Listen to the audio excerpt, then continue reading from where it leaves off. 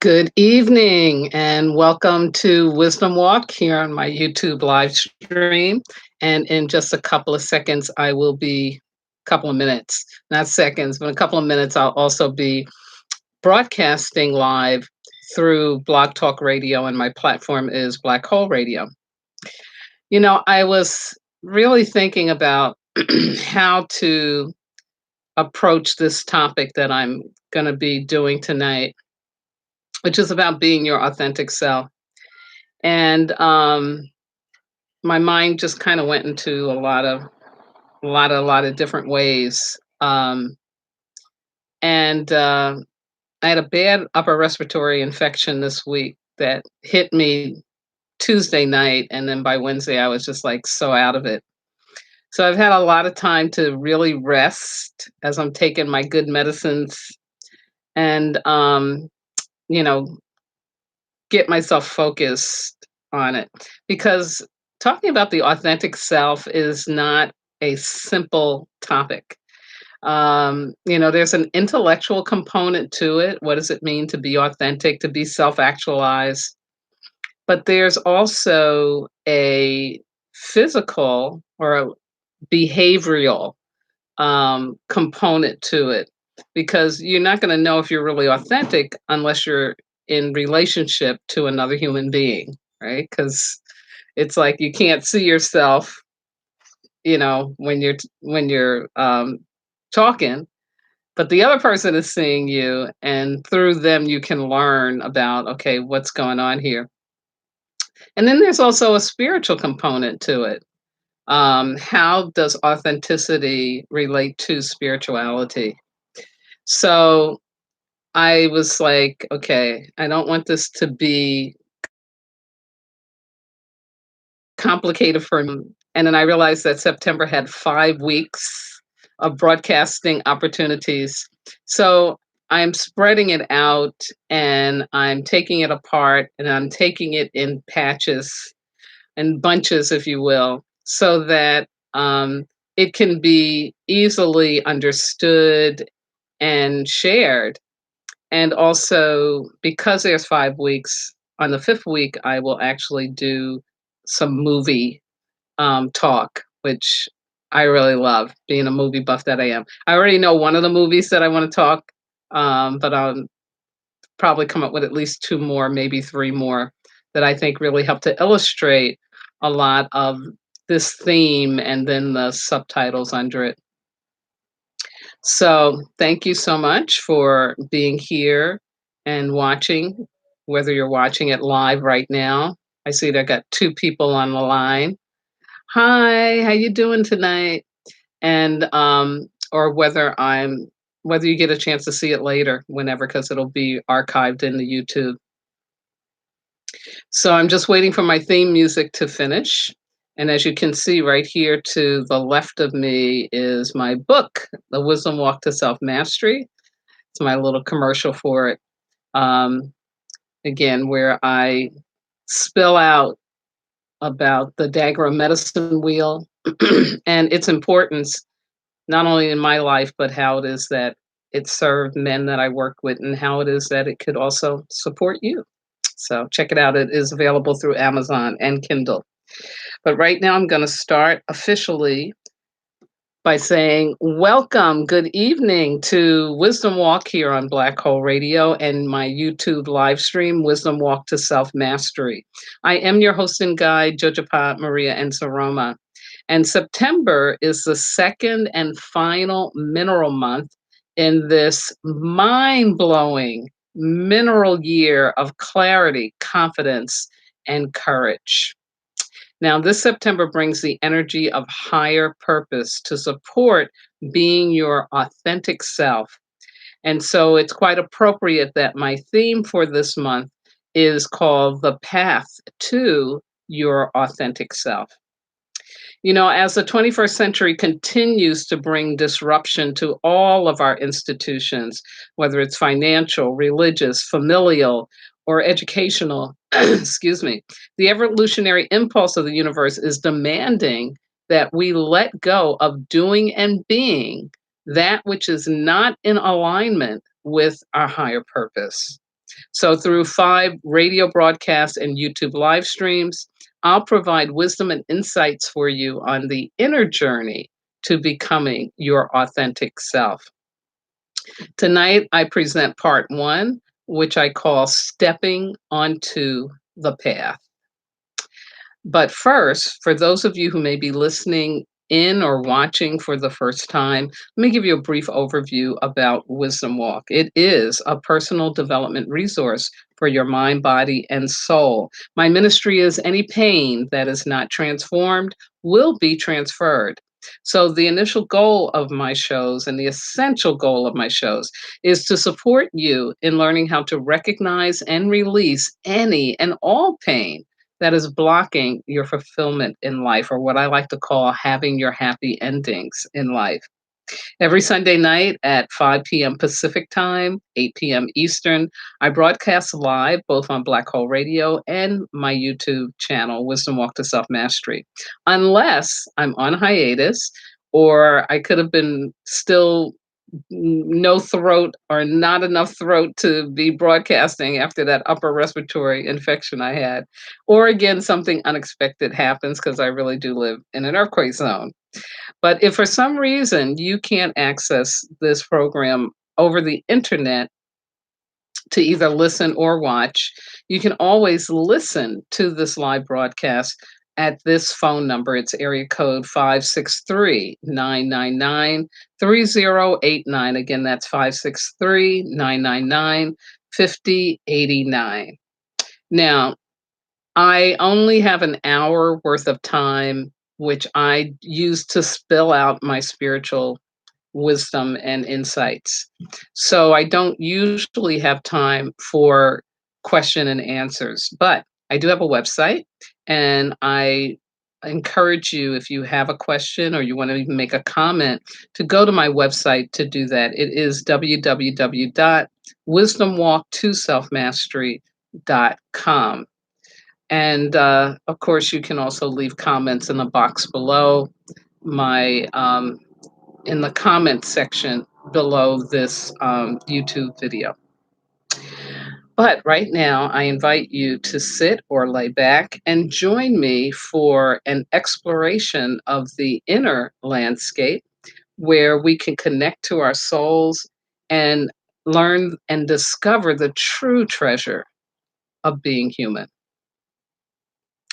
Now, every Sunday night, I like to begin my process by invoking the ancestors. Why? Because without the ancestors, I know I wouldn't be here. I would have gone under a long time ago. And also, it's part of the tradition that I keep, the wisdom tradition from West Africa, from the Dagara tribe of Burkina Faso.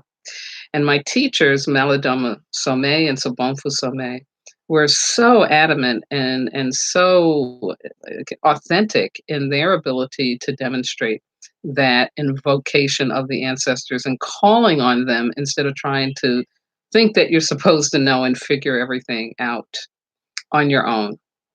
The ancestors I see as emissaries between us who are in this third dimensional existence with some access to higher dimensions, but not all of them. Otherwise, we really couldn't be here. We'd be really crazy. So they're emissaries between this world and the ancestral world, and also to whatever it is that you consider to be God, that higher order and direction. And so, because the ancestors lived on this earth plane, they're great emissaries. They're able to understand, they're able to translate. They know what it's like to be hungry and to be angry. They know what it's like to die. And so when we call on them, that's what we're doing. We're asking them to be the intermediary for us because we don't know God talk. We make God to be a human, but that's not what's going on with a God. So when we call on the ancestors, we can know that they want to help us because that's part of their job.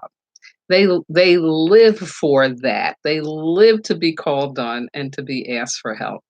And with the things that are going on in the world today, we need all the help we can get, physical and non-physical and cosmic and beyond, whatever, because As most of you know, if you listen to the news, that once again, the United States has had another shooting, another horrific shooting. Um, people's lives being lost, um, people losing their children, children losing their parents, people losing their loved ones, people losing their neighbors. When we read that news in a newspaper or watch it on television, we're just getting like a little teeny slice of the full impact of what that kind of violence and that kind of incident does to human beings, to a community. And it is long lasting. It is long lasting because once the media attention is gone, the people who are affected by this directly and indirectly are left to figure out how do they move forward from here, and that's not something that happens overnight. So, yeah, we've got just a lot of stuff going on. Again, the fires are still burning in the Amazon. There's still fires in Brazil, and there's fires also in the woods in Russia. Also in Russia, they've been really doing what we should not be doing, which is playing with nuclear energy. And there was an explosion that happened and that put, nuclear waste up into the ethers. And they have a way to detect nuclear, charges, they think. But let's be real, they don't know everything about nuclear energy and what it does and how it does. No, no. And so it's very disconcerting to know that this is going on and we're just treating it like, oh, it's no big deal. It's just a nuclear explosion. No, it's like it's a total big deal. And definitely there's impact on human life, on animal species, on the water, on the air, from it in ways that we may not be able to detect for many, many years. So anyway, having said all that, to say, yes, I am calling on the ancestors and I'm calling on all the ancestors, especially those that were open to learning something new. So, if you will, think about someone that you knew, either a family member or it just could be a friend. It could be also someone you never met. I have several ancestors I call on who were entertainers their life story is very important to me. And that's Louis Armstrong and Josephine Baker. So you can call on whoever was on the earth plane is no longer here to come and support you as we open our hearts and our minds and our spirits to we need help. I mean, we just need help in all ways, all shapes, all sizes. We need help. So I'm going to do this invocation for us. Creator, Mother, Father, God, Source, all the one, all that is, we thank you. We thank you. We thank you. We thank you for your blessing and your mercy in our lives and for yet another opportunity to call on you and to call on your great emissaries, the ancestors. For Creator, truly, as a species, we are in trouble. We are a mess. We are so bogged down by our fears that we are being destructive to each other, to the planet, um, and clearly, we are out of control. We are out of control. And so we need help. We need help. We need to be able to latch on to thoughts and beliefs and behaviors that are going to enable us to be about the love, to choose the love over the fear, to be inclusive, to not see people as disposable.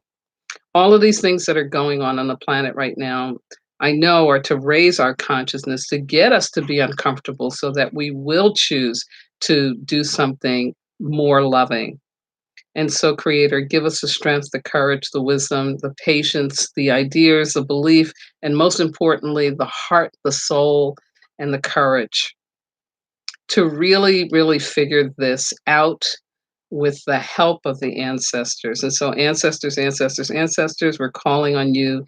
Come and be in front of us, behind us, above us, below us, within us to help us make right decisions in right ways to turn around all of this negativity, all of this pain and suffering, all of this fear that we are meeting up with on a daily basis. Help us remember the truth of who we are and to open ourselves up to the love, the most powerful energy in the universe. So thank you, thank you, thank you. Thank you for hearing our call. And again, Creator, I thank you for this in the name of all that is holy. I say Amen. Ashe Ahoasa Shinga Bismillah, and so it is. Ashe. Right. So I am going to share some elemental wisdom for the week that is coming up. We're starting off September, which is usually a very active month because of the schedule of people going back to school, going back to educational institutions. It also marks the closing out of the summer and the beginning of the fall. So we're going to have our autumnal equinox on the 20th to the 21st. So it's a rich month. It's a rich month. And so I'm going to share for this week the elemental wisdom, and then I'll give you some astrological forecasts in regards to September. Now, because the first day of January 2019, first day of the year, was on a Tuesday, I use that to mark the beginning of an elemental week. So it goes from a Tuesday through a Monday. And this Tuesday, the number is 3, which denotes that we're entering into a nature week. We're just coming out of a fire week. And boy, was it a fire week. Yes, definitely, definitely. So here are the opportunities and distractions that you can encounter in this coming week. The opportunities are all about flexibility. Be flexible. Trust the process. Surrender your attachment to your plan. When we make up what we think is the best way for our dreams to come true, we are sure to be disappointed. I know that for real. Trust that the universe, with its unknowable ability to make things happen in the right way and at the right time, is more powerful than your human brain or that of any other human. Want it to be right more than just wanting it. Let go of trying to figure it all out. Do what is right in front of you to do at the present time, and know that more will be revealed. Connect with the beauty, magic, and trickster energy of the nature element, whether that is in the form of plants, trees, flowers, animals, or humans, to help you accept the greater order and direction you are being asked to experience. So this week it's all about flexibility, letting go of holding on to what you thought needed to happen, how you need it to happen. Yeah. It's always a challenge, right? But the results are always just wonderful. So here are distractions. Being arrogant and or stubborn, meaning you think you got it figured out. Don't do that. That's very reactionary. Give yourself a pause. Push your stop button. Don't be the Energizer bunny. Keep going and going and going. Give yourself a stop and really take a moment to open up and think, okay, am I, trying to tell God what needs to happen here? Or am I realizing that, oh, maybe there is another way. Maybe there's something for me to learn. Attempting to change a no into a yes. Yeah, such a waste of time for all of us because when you can accept that no, and the faster you accept it, the sooner you'll get to a yes. Yeah. But trying to turn a no into a yes is not a good use of your time and energy. Now, perceiving things as win lose, because, we're in a very competitive culture because of how the economy is set up. But the reality is that it doesn't have to be like that. There is so much abundance. There is so much to go around. It can just be about, oh, that person got their stuff, and I get my stuff in the way that I need to get it. And if I didn't get enough, that means I got a little more work to do, but eventually I'll be fulfilled. It doesn't have to be like, this othering that we do. Also, despairing and trying to get back to the place you know best, also known as trying to squeeze back through the hole, not a good idea. Don't be like Cypher in the Matrix, thinking that he can get plugged back in after he's been taken out, and come into the real world. There is no going back. And last but not least, beating yourself up for situations and or outcomes that you have no control over. Yeah, just like this week when I wasn't feeling well, I, quickly just said, "Oh, here's an opportunity to be still and watch some Netflix and, you know, drink a lot of fluids and sleep when I want to and just really let my body rest. I didn't fight it. I didn't say, "Oh, I shouldn't be going through this." I just said, "No, I need to allow myself to receive this opportunity to get healthy." I did not beat myself up like, "Oh, I ate the wrong thing or I did that and that." And some of that stuff comes through our minds, but I didn't hold on to it, you know. I didn't hold on to it, let it go. Now, next Tuesday, the 10th of September, will begin an Earth Week. And of course, I'll tell you all about that in the next broadcast and live stream. Now, astrologically, we just went through a new moon in Virgo on August the 30th. So that was on Friday. And that could be considered the second new moon. So they call it a black new moon of the month, because the other one was on the cusp between, you know, July and August. So July had two, and now August had two, and a very powerful energy. I think we're all still kind of feeling, kind of reeling from that. I was talking to somebody today that was saying they were very emotional. Very emotional feelings, just like right up here, and they couldn't push them away. And so we are being supported to accelerate our new beginnings and our fresh starts. And so, definitely, emotionality, it will be a part of that. I also talked last week about how Virgo is very earthy. So, this is about really grounding and centering ourselves, that would be really important. And also consciously connecting to Mother Earth. Doing prayers for the earth is always, always a good idea, because that's really praying for ourselves. Now, one of the astrologers I like, her name is Astro Butterfly. Excuse me, let me wet my throat. She says that September 5th through the 12th is going to be very juicy with lots of planetary astrological stuff going on. She says we're going to have a mutable T square with Jupiter at apex and a stellium in Virgo. So all of that astrological talk is basically about how the planets are relating to each other. Who's cycling around who, or who's coming this close to who, or who's going this far apart to who, or how many of them are in close relationship, and who are they traveling around. So that's all that language is about that. But here's what it all means. It means that she says if you plan to chill out in September, that ain't going to happen. But you will be pretty pleased you didn't. September has a lot to offer. And the first part of it, when we have this dynamic, mutable T square and stellium in Virgo, is a highly dynamic and optimistic configuration. We will feel anything is possible, and we will try our luck out and test what works and what doesn't work. So that's good. That means that we're going to be willing to take risks. She says the Virgo stellium squared Jupiter will tell us to never stop learning and always look out for the next big thing. Jupiter square Neptune will encourage us to shoot for the moon, because even if we miss, we'll still land among the stars. I love that.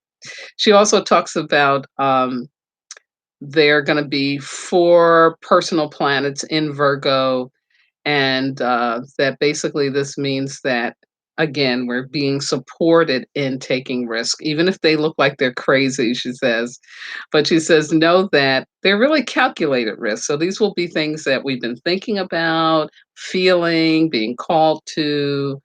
It's not going to be like it's just, let me just be impromptu and go crazy. No, this will be about things that we have been asking for. So she says Virgo, again, comes with that grounding energy. So even though we're taking risks, we still have the support to be grounded in that risk taking. So very interesting as we step into the new month, the new energy of September. Now, I'm going to get to the meat of this broadcast and live stream. I am going to be talking about stepping onto your path to your authentic self. And I'm first going to start off with a definition of the authentic self. What do I mean by that? So that we're all talking the same language. And I'm also going to talk about why it matters in the 21st century, why it really matters. Um, then I'll talk about why it's hard to step onto your path to authenticity, but why it's necessary. And then, of course, I'll give you a personal challenge. My quote for um, the broadcast comes from one of my favorite authors, Parker J. Palmer, a real wonderful advocate of teachers, has a really wonderful spiritual quality about him as well, the spiritual sensibility about him. And his quote says, "Our deepest calling is to grow into our own authentic selfhood, whether or not it conforms to some image of who we ought to be. As we do so, we will not only find the joy that every human being seeks, we will also find our path of authentic service in the world." Wonderful. Absolutely. Excuse me. Wonderful. So here's what I mean when I talk about the authentic self, and especially from our inner point of view, from our inner world, our inner scape. The authentic self is a level of consciousness. Okay. It's a level of consciousness. I know if you look it up in the Webster Dictionary or the Oxford English Dictionary, they're going to talk about it's a way of behaving. And that's true. But it starts within. It's not the other way around.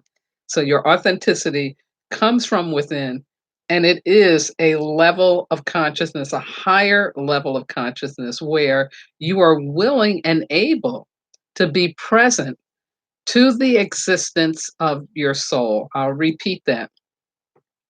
Your authentic self is a higher level of consciousness where you are willing and able to be present to the existence of your soul.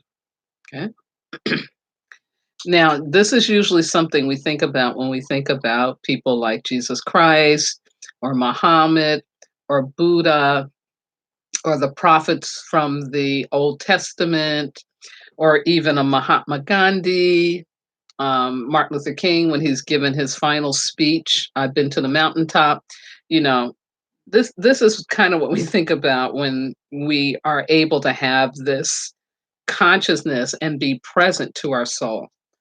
So it may seem like, oh well, I'm not any of those people. I can't be that. I can't do that. But the reality is, as a human being, we all can do that. Not all of us get the same assignment like the people that I just shared, people that we admire shared. Not all of us are going to get that job to do, but all of us have an obligation to our experience as humans to experience the presence of our soul. Because if you can't experience the presence of your soul, you're not going to experience it in other people. Yeah. So when you think about why is it that, the immigrant situation, and not just here in the United States, but around the world is the way it is.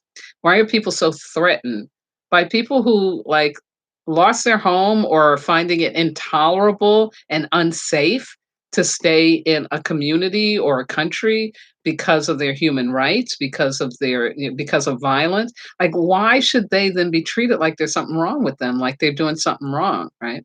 How do you get to think that? Well, if you're not connected to the presence of your soul, if you don't get the bigger picture that that's you, that's you. Yeah. There's this saying there, but for the grace of God go I, and it's real because as humans, we are all connected. And so when one of us is hurting, we're all hurting. There really is no separation. Okay. And that's that higher level of consciousness that I'm talking about when we are authentic, when we are our real selves, when we remember that we are divine beings on this planet, in this dimension, to experience something our soul wants in order to grow, right? And what are we growing into? We're growing into the love because when you are your authentic self, you have the ability to push your ego aside and choose love over fear. You can believe that you are enough because you're aligned with the purpose of life, which is to become more loving. That's what evolution is really about. That's what higher consciousness is about. Higher consciousness isn't, oh, because I can think these esoteric thoughts, I'm better than these other people. And, they're all going to burn in hell and I'm going to heaven. It ain't about that. No, no, no, no, no, no, no. It's about you become more loving. More loving. That's why there are people who can go through the process of becoming a spiritual being, uh, walking that path, and it's just an intellectual exercise if they're not being loving and if they're not doing what they need to do to stay loving. Yeah. It's so important to understand this because I think it's easy to shrink authenticity down to I'm not pretending to be somebody else. You know. And that is part of it. Being authentic means you're going to be your own person, you're self actualized. But to get to that, you gotta be connected to your soul. Yeah, yeah. You gotta know you have a soul. You gotta know that there's an inner world inside of you that is the real you, that can observe everything that you see in this external world with this 5 dimensions you have. It can sit back and it can watch all of that like a picture show and say, "Oh, that's really interesting that happened. Oh, that's nice. Huh. Where'd that come from? Oh, yeah, that's interesting." It's a part of us that knows the difference between love and knows the difference between fear. And when we choose fear, it's what knocks at us. It's what is saying to us, not going to be good consequences from this. Are you sure you really want to go down that path? Is that really what you want to do? There's going to be some hesitation. Yeah. Another way to think of authenticity is this. It's that when you're living authentically, when you're able again to be present to the existence of your soul, when you're able to choose love over fear, here's what you don't try to do. Okay? These are things you just have no need to do. You don't try to be liked. You don't try to be loved. You don't try to be paid. You don't try to be felt sorry for. You don't try to feel sorry. You don't try to be in control of or over someone or something other than yourself. Meaning you don't have a control drama that's out of control or that you let loose. You're able to say, oh, wait a minute. No, no, no, no, no, no, no, no, this is not appropriate. And also, you don't try to get approval and validation from those who don't have the capacity to do so. Yeah. In other words, you're able to accept people where they're at and treat them in accordance in a loving manner. But again, you just don't put them into or yourself into the situation where you're needing them to be something for you that they can't be. And I know that's a hard one, but it's an important one if you want to be authentic. Yeah. Being authentic again is being self-actualized. It is loving yourself unconditionally, meaning that you're in acceptance of who you are, how you look, how you speak, um, what you know, what you don't know, the good, the bad, and the ugly. Yeah, you're able to be accepting of all that. And if there are things that you see as a problem because it could hurt you or someone else, then you do something about it. But otherwise, you love on yourself. You love on yourself. Being authentic is really about being able to trust your greater order and direction, your God, especially more than your ego or your pain body, that part of you that is stuck in the belief that, you know, you don't deserve, you're unworthy, there's something wrong with you, all of that. Again, or whatever fears, anxiety, doubts, and other negative or dysfunctional beliefs that you may hold. When you're authentic, they don't have sway over you. They don't have sway over you. They can't touch you. Why? Because you know the difference. You know the difference. It's just like in The Wizard of Oz when Glinda shows up at the end and tells Dorothy, "Oh, girl, you could have gone home anytime. Okay, you're wearing the ruby slippers." You know, and the ruby slippers represent not only our ability to choose to have free will, but it really is about authenticity. Like this is who you really are, Dorothy. You know, you didn't have to go running around that witch's castle. This is who you really are. This is who you've always been. You're powerful, powerful chick. You got it going on. Click them heels together and go home. And so we forget that. We forget that. And there's reasons why we forget it. But when you become authentic, when you're able to be authentic, you don't forget that. Yeah. You don't forget it. I'm wearing the ruby slippers. Yeah. Yeah. I call that also personal sovereignty, that ability to know that I am responsible for how I feel, how I think, how I do anything in this world. And it's not appropriate to blame, shame, or make anybody else responsible for what only I can do.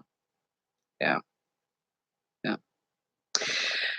So that's authenticity from how I'm talking about it. Again, that ability to be present to your soul, to the existence of your soul, and to operate out of that rather than your ego or your pain, right? So here's why, for the 21st century, this is so important. Why the 21st century requires authenticity. And do a little history. Okay. Um, like the invention of the steam engine, which birthed the Industrial Revolution in the 18th century, because it comes along kind of like at the end of the 1600s into the beginning of the 1700s. Um, this invention of the computer with the internet has birthed the information/communication age. And our experience of modernity is so shaped by that. So shaped by that. So instead of working at hard labor where there is growing up, where you are kind of almost shackled to a company, a situation, a town, we have a growing opportunity for what I call soft labor, where you don't have to stay with a company. You can become your own company and you can work interdependently with another company in order to have livelihood. It's unthinkable, unheard of, you know. After the Industrial Revolution. Reality is, before the Industrial Revolution, there were many people that's how you lived. You had a trade, you had some skill that you did, or you owned land, right? You had some property, or you worked property for somebody. But you had more of an ownership over this is my thing. This is what I do. Um, And so it's kind of like after the Industrial Revolution had everybody working in a factory or connected to something that was industrial. We've gotten back to, wait a minute, I have a skill and I can work in this way. So we do soft labor. So handwork is being taken over by machine work, and we see it more and more and more. And what that means is, especially for people in Western culture, and of course around the globe, people are catching up. We have the luxury for addressing emotional pain and the empty pursuit of happiness through material gain. Okay? So we've shifted around what we can be aware of. And this is relatively new, although people have talked this stuff for ages. But for the amount of people who are doing this, who are talking about emotional pain, who are talking about ancestral wounds, who are saying that, this pursuit of wealth and just material gain is not bringing me the happiness I thought. I thought if I lived like the king on top of the hill, I'd be happy. But now I realize they really weren't happy people, were they? It's that kind of thing. So we've gone in a very short period of time through a really huge shift in terms of how we think about ourselves in relation to work and in relationship to our emotions. Something has shifted. Yeah. Another reason why the 21st century ushers in we've got to be more authentic is that the traditional structure of our institutions, work, religion, education, politics, family, you name it, they've all had the curtain pulled back on where they've been structured out of fear versus love. Yeah. These institutions have been like the lifeblood of a community. And even though, there's been mess going on, especially in the United States and all of those institutions I talked about, there's always been mess going on. But it didn't get talked about. It stayed under the rug. But now, and some of it's thanks to the technology we have, the internet, that curtain has been pulled back and it's exposed for where it is that it really can't support us in becoming who it is we're being called to be as more loving human beings. As more loving human beings. So, it's everything's being questioned. Religion's being questioned. Politics is being questioned, thank goodness. Education is being questioned. Family and family roles and how families are organized, it's all being questioned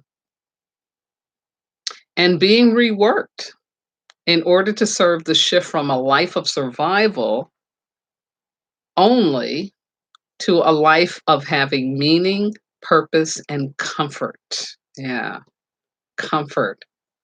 It's a lot of what drives us in this information communication age. We want comfort, we want to be comfortable. And just to give you a quick example of what I mean by the shift with the institutions, and I'll focus on work and focus on Google and the Google campus. So the Google campus is like, the model for the modern work experience because Google knows that they have to keep their workers happy and creative. If their workers are disgruntled, their creativity shuts down and then Google can't do its thing. It can't compete. And Google want to compete. Google want to be on top. And so Google has figured out how it is that they could provide within the work environment flexibility to be more accepting that they are actually working with human beings, not machines, not widgets. And so their campus is set up so that, you can get physical support, you can get massages. They also have a program where you can just not come into the office, so they have virtual office. They also have where you could take 3 months to maybe 6 months with an idea that you have and go off and work on it.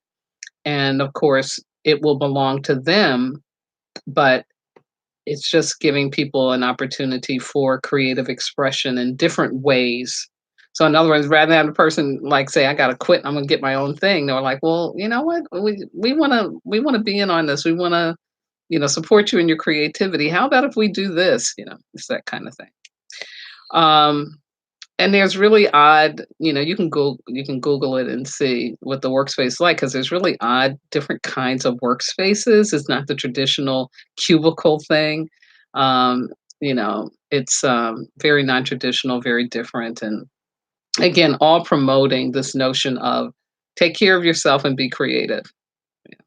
So yeah, we have that going on. We have that going. That's just one example. That's one example. But again, in all of the institutions, we are this change, seeing this change happen.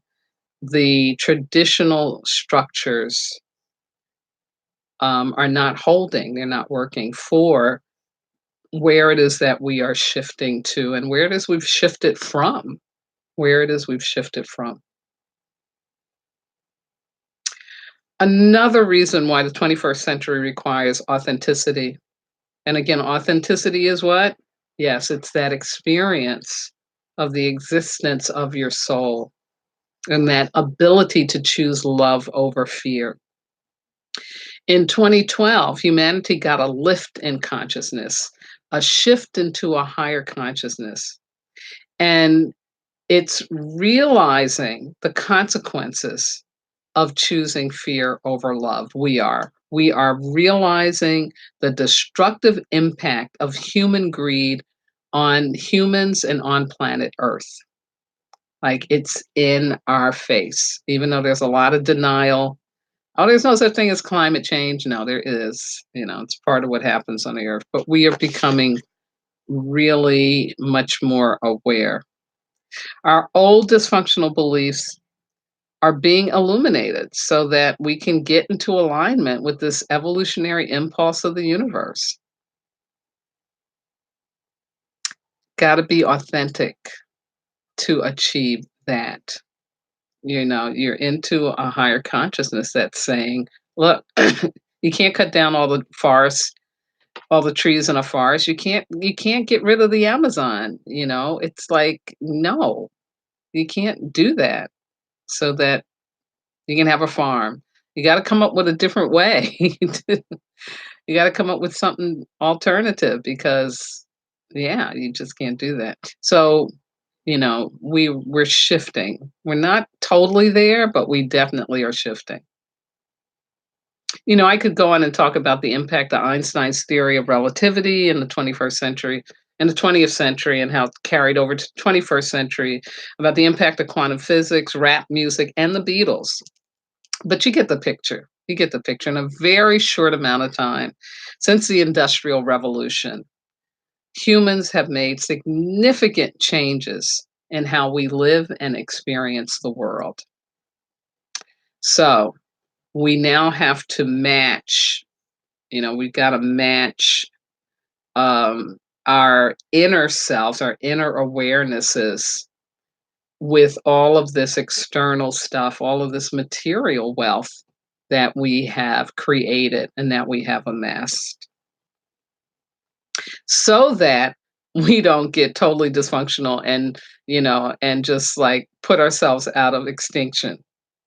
Um, the whole thing with dealing with um, nuclear energy, you really can't harness that. That's a misnomer. You can't really harness nuclear energy. They're doing things, they've learned things, but they really don't know all about it. And so I heard one scientist liken us to like 5-year olds who are playing with this, totally destructive force because we really don't know enough about it. And it's so dangerous. It's so dangerous. So why do we keep doing that? Like, what is that about? It's because we haven't grown up our consciousness enough and connected enough to our soul.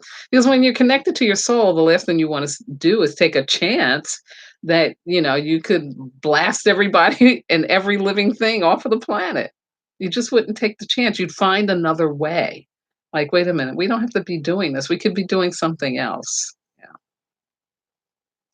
So, stepping onto the path to your authenticity, why do you need to move forward? Why do you need to become authentic?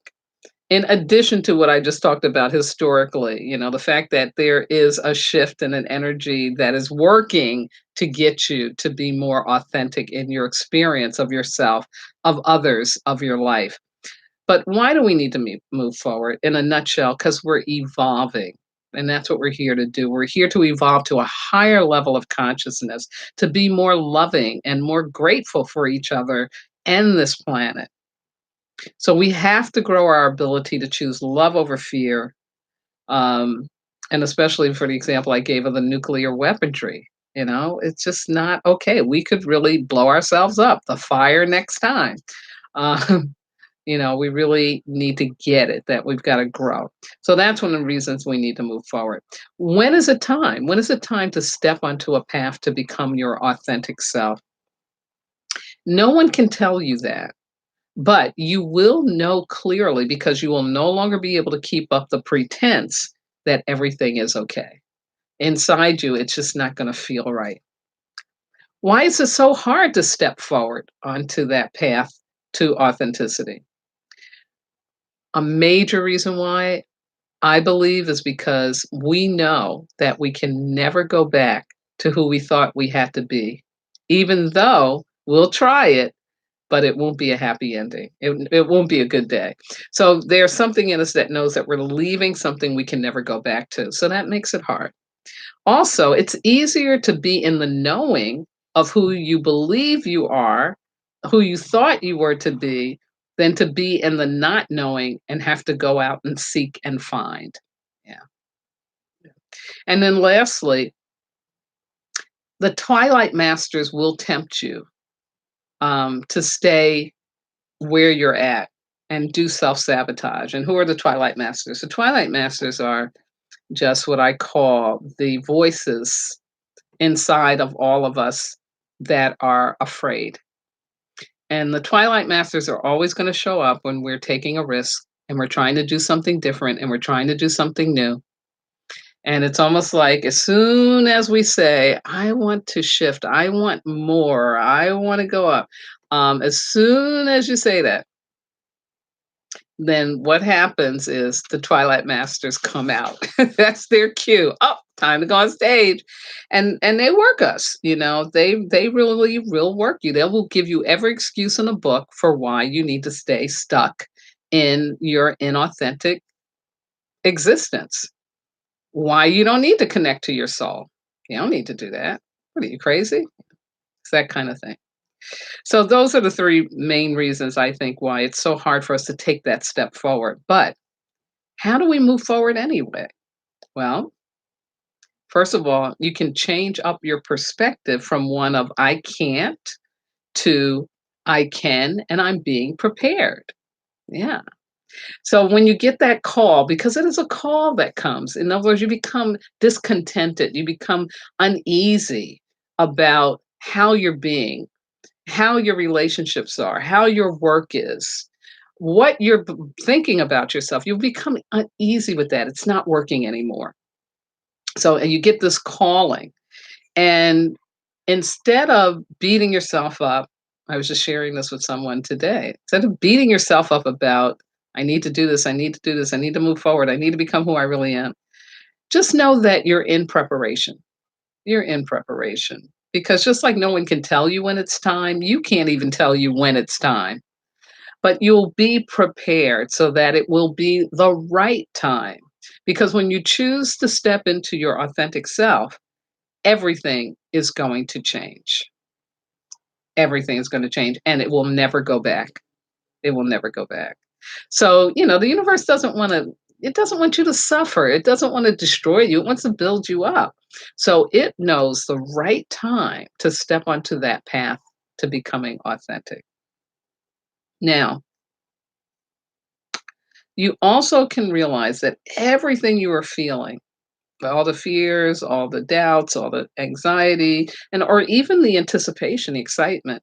All of that is designed to help you heal the core wound block to becoming your authentic self, because we all have that. We all have a block to becoming our authentic self, you know. Um, and I'll be talking more about that next week. But just know that based on how we've been conditioned, it's ancestral wounds come into play with that. It is what is the society needing, um, and convincing you that if you do this, you're going to be successful. You know, it's all of that stuff. So, and the other thing you can do is welcome the Twilight Masters as old friends who are helping you make sure that this is the right time to step onto the path. Because if they can't hold you back, then it's the right time. Yeah, then it's the right time. Just a uh, quick story about my own experience. I knew about 2 years before I stepped onto my path to being authentic that I needed to do it. But of course, like all those things I mentioned to you about why it's so hard, yeah, that's all of that was up for me. All of that was up. But I did take some baby steps and I did take some risks. And one of those was going to the event, the 14-day event where I got initiated into the dagger of spirit medicine. And when I was there going through that process, and that incredible process, I got messaged about something that was coming. And it turned out that something that was coming was my mother's dying from lung cancer. And I took on being one of her caretakers. My sister did too, and other family members for over an 8-month period. And during that time, I got to bear witness to my mother's dying. I also became very aware that one of the gifts that I was being given, watching her in all this pain, feeling all this grief and all this pain to bear witness to that. But one of the main gifts I was being given was about my mortality. It's interesting. You don't have to think about it until it's up in your face with someone you love. As a result of that, I broke through whatever the final blocks and remnants were to me living my authentic life.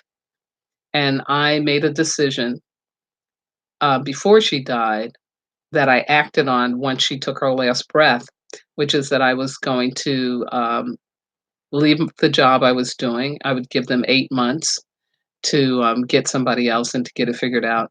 But then I was just going to get in my car, pack up a couple of things that were essential to me, and I was going to drive around the world.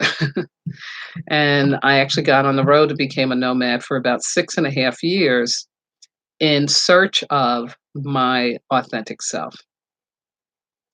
And again, it was something that I couldn't have made up. I just knew it was the right time when it was the right time. I have no regrets about it. It was quite a journey. And if it wasn't for that journey, I wouldn't be here broadcasting and live streaming with you today. And this would not exist if I hadn't stepped onto my path to be authentic. So it's well worth it. Now, here's a personal challenge for you this week. I want you to imagine that you have been anonymously awarded a monthly income of $10,000 for the rest of your life. And there's nothing you can do to make it stop. It's not about anything you do or don't do. There's no parameters, there's no conditions. It's like this anonymously, you've been awarded 10K monthly for the rest of your life. Okay. You no longer have to worry about your financial survival. You can do anything you want to do with your life. So, what would you do? Who would you be to yourself and to others? Think about that. Contemplate that. Yeah. because ultimately stepping onto your path to your authentic self is that you really do get that anonymous help. And the dollar amount isn't going to matter, but you will be freed up to do what it is that you really want to do. So, as a reminder, this personal challenge will be listed in the box below the YouTube video. And if you haven't subscribed to my channel yet, please hit that bell and the subscribe tag. And thank you so much for supporting my channel. Now, to close out, I want to thank my wonderful engineer, Miss Yvette Parker, and the entire Black Hole Radio Be Well family for their continued support of my work. Thank you, thank you, thank you. To all my regular listeners out there, to Miss Sarah for proving that it's never too late to live and go after your dreams. To all of you who have wisdom walk with me, and you know who you are, to my family, my spiritual kin, my transformational leadership colleagues, one who I get to see this September. I'm so excited. Amanda Kemp is coming to Hollywood. And to my medicine sisters and brothers around the world, and those who are listening in for the first time, thank you, thank you, thank you, thank you. I could not do this without you. Now, next week, I'll continue spilling about the path to your authentic self with challenges and threats to your authenticity. My Facebook page is Wisdom Walk Radio. My YouTube channel is Wisdom Walk to Self Mastery. And last but not least, I want to thank my God, my ancestors, my spirit guides, my loving entities, everything that walks with me, keeps my head to the sky, my feet to the ground, and my heart open to do this important work with and for all of you. Please have a fabulous nature week. Be flexible. And most importantly, remember, you are not disposable. You are divine. Good night now.